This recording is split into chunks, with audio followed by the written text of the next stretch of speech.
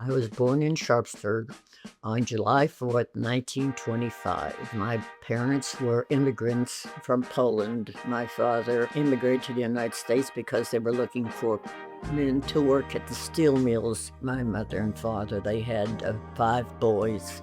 And then me, I was the only girl and the youngest. I went to Polish Catholic school, St. John Cantius in Sharpsburg. And then after school, I could take the streetcar back. I graduated in 1943, and of course the war was already started. There was the little paper boys, extra, Pearl Harbor bombed.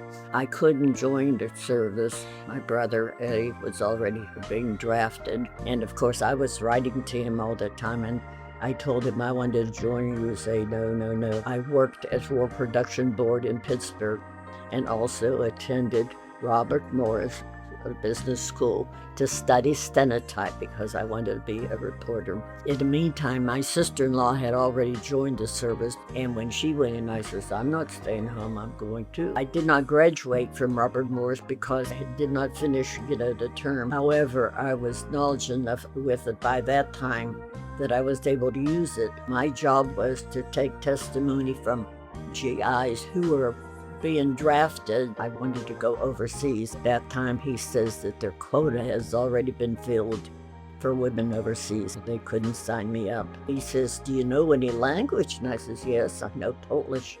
He says, oh, you could get a job at the American Embassy in Warsaw, or you could get a job at the Polish Embassy in Washington, D.C. In September, right after the war was over, a letter from the Polish Embassy in Washington, D.C., and it said that the ambassador was out of the country, and upon his return, they would show him the letter.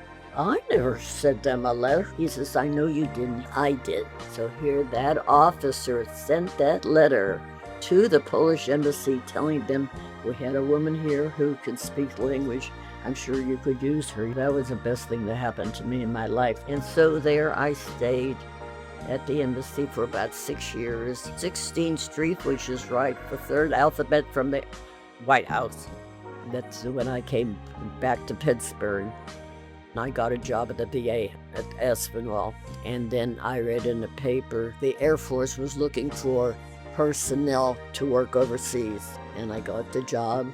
I was sent to Germany. I worked at Ramstein Air Force Base, and then after my term was up there, got a job Langley Air Force Base in Virginia, and I was there for 18 years. I retired from the Air Force at Langley Air Force Base.